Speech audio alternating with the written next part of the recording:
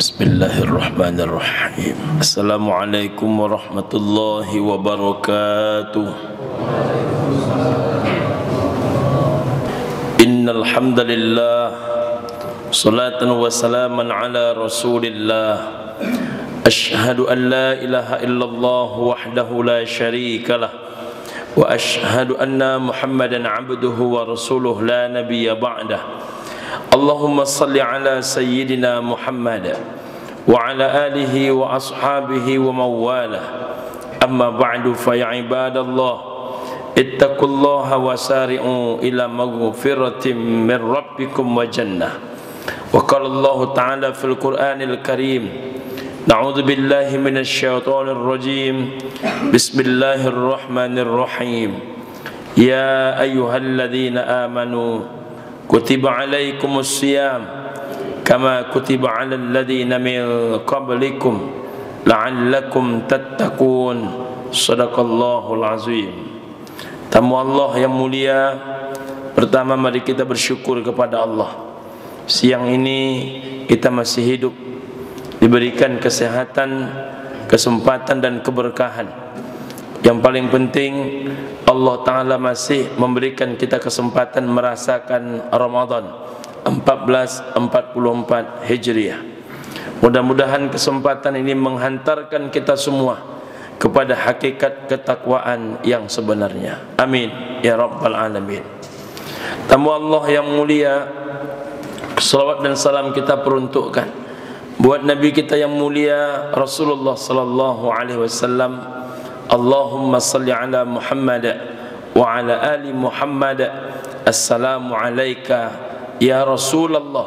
Mudah-mudahan dengan rajinnya kita berkirim selawat menjadi bahagian umat yang mendapatkan syafaat beliau di yaumil akhir nanti. Amin ya Rabbal Alamin. Tamu Allah, saudaraku sidang jamaah Jumat rahimakumullah, khatib menghimbau, mengajak, berwasiat kepada kita yang hadir sidang jamaah Jumat, wa tazawwadu, siapkanlah bekalmu. Sebaik-baik bekal, kata Allah Subhanahu wa taala, adalah berbekal dengan takwa. Wa tazawwadu fa inna khairaz zadit taqwa. Mudah-mudahan bila kita berbekal takwa, keselamatan dunia wal akhirah, kebahagiaan zahir dan batin menjadi milik kita semua. Tamu Allah, hari ini adalah hari yang kedua kita menunaikan ibadah puasa Ramadan. Ada beberapa hal yang ingin khatib sampaikan. Pertama, apa itu puasa? Kalau kita buka kamus bahasa Arab, ma huwa shaum, apa itu puasa? Maka akan diartikan puasa itu adalah imsakun, menahan. Artinya ketika seseorang itu mulai berpuasa, maka terjadilah menahan. Walaupun di Indonesia menahan ini ada dua macam. Pertama imsak, yang kedua kumandang azan di waktu subuh. Kalau masih imsak, itu makanan yang berada di piring masih boleh dimakan, masih boleh dihabiskan. Kalau masih imsak, maka minuman di dalam gelas itu masih boleh dihabiskan. Tapi kalau sudah terjadi kumandang adzan, maka barulah tak boleh itu dilakukan. Padahal saudaraku, yang imsak yang aslinya adalah kalau sudah terjadi imsak, maka makanan apapun tak boleh kita kunyah lagi, minuman apapun tidak boleh kita minum lagi. Berarti imsak dalam kalender ataupun di jam dinding masing-masing masjid dan musholla di Indonesia itu bukanlah imsak sebenarnya. Itu adalah ibarat pemanasannya atau semacam alarm menjelang hadir imsak yang sebenarnya. Tapi kalau kita bawakan kepada definisi puasa, apa itu puasa? Puasa itu imsak, menahan. Menahan hal bukan hanya sebatas makan, bukan hal sebatas minum, lebih daripada itu segala hal yang bisa menghilangkan dua perkara. Pertama, menghilangkan pahala puasa. Yang kedua, membatalkan nilai puasa. Sedari terbitnya fajar hingga terbenam matahari, nilai hakikatnya luar biasa, saudaraku sidang jamaah Jumat rahimakumullah. Bayangkan oleh kita, makanan yang halal tidak boleh dimakan, minuman yang halal tak boleh diminum, menggosok gigi pun dimakruhkan selepas zuhur ini karena dikhawatirkan masuk ke dalam tenggorokan karena kondisi tenggorokan yang sangat kering. Begitu pendapat Imam Syafi'i. Saudaraku sidang jamaah Jumat rahimakumullah, mohon maaf, istri yang halal wajib hukumnya menggaulinya, tapi kemudian menjadi haram, menjadi tertolak, menjadi tak boleh di saat Allah yang mengharamkannya. Apa maknanya itu, saudaraku tamu Allah yang mulia? Orang yang mampu menahan sesuatu yang halal pada waktu yang Allah haramkan, mampu dia menahan sesuatu yang makruh pada waktu yang Allah haramkan, apatah lagi sesuatu yang wajib pada saat Allah haramkan. Bahkan sesuatu yang wajib seperti melakukan hubungan suami istri menjadi haram pada waktu yang Allah haramkan, mampu dia menahannya, apalagi menahan sesuatu yang haram dalam kehidupannya. Maka efek langsung daripada puasa ini, buah daripada puasa Ramadan ini, tak mungkin orang memakan hak orang lain. Tak mungkin seorang muslim akan menghisap hak dan kepentingan saudara seiman dan seakidah. Tidak mungkin orang mencari kepentingan kekayaan dalam hidup bernegara. Tidak mungkin orang tertawa di atas penderitaan orang lain. Kenapa demikian? 30 hari dia pernah mencoba. Jangankan memakan yang haram, jangankan tertawa di atas penderitaan orang lain, jangankan menyusahkan negara, yang halal pun disuguhkan kepadanya tak dia sentuh. Itulah hakikat kita diajari oleh bulan suci bernama Ramadan. Yang kedua,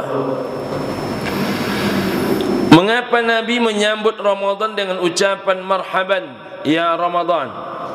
Apa itu marhaban? Mengapa bukan ahlan wa sahlan? Artinya sama, selamat datang. Tapi kenapa Nabi menggunakan marhaba ataupun marhaban? Kalau kita buka kamus, marhaban itu dari kata rohaba. Rohaba itu artinya lapang. Rohaba itu artinya luas. Bermakna orang yang betul-betul beriman kepada Allah mengerjakan Ramadan, dia sedang berkata kepada bulan yang agung, tamu yang suci ini, marhaban ya Ramadan, hatiku lapang menyambut kehadiranmu wahai bulan suci Ramadan. Hatiku ini luas menyambut kehadiranmu wahai bulan suci Ramadan. Orang yang hatinya lapang menyambut hadirnya bulan Ramadan, orang yang hatinya luas menyambut hadirnya bulan Ramadan, tak mungkin nampak lelahnya dengan puasa sesaat ini. Tak mungkin nampak gusarnya menahan lapar dan dahaga sesaat ini. Karena pada hakikatnya dia sedang menyambut tamu yang agung, Sayyidus Syuhur, penghulunya sekalian bulan, yang dikatakan oleh Nabi, "Lau ta'lamu ummati ma fi Ramadan, latamannau an takuna as-sanata kullaha Ramadan." Jikalah umatku tahu akan apa itu bulan Ramadan, maka dijamin oleh Nabi, latamannau, pasti mereka menginginkan, an takuna as-sanata, satu tahun itu, kullaha Ramadan, tiap harinya, tiap saatnya, seluruhnya adalah bulan suci Ramadan. Tamu Allah yang mulia. Yang ketiga, yang terakhir, sebagaimana Allah sampaikan, ya ayyuhalladzina amanu, hai orang-orang beriman. Dipanggil siapapun yang ada sebongkah iman dalam jiwanya. Kutiba alaikumusiyam, diwajibkan atasmu berpuasa. Kama kutiba alal ladzina min qablikum, tak hanya kita, tapi juga orang-orang beriman sebelummu, kata Allah. Orang-orang beriman sebelum kita, bahkan banyak orang-orang beriman sebelum kita lebih lama menahan dahaga dibandingkan kita.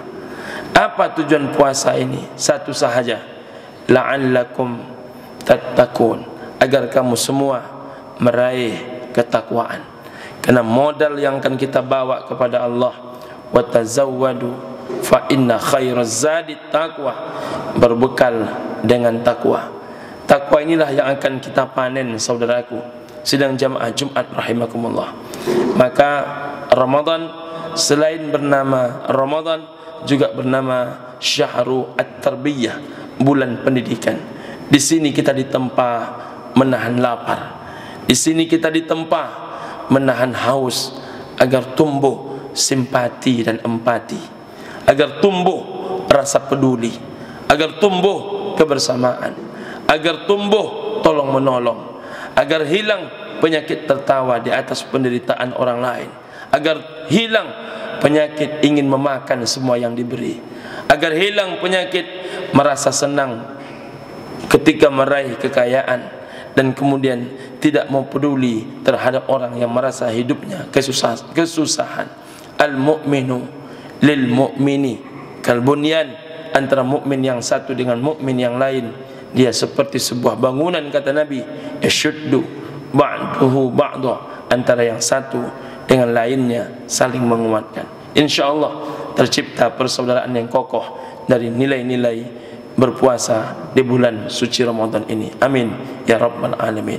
Fa'tabiru ya ulul absar la'allakum tuflihun.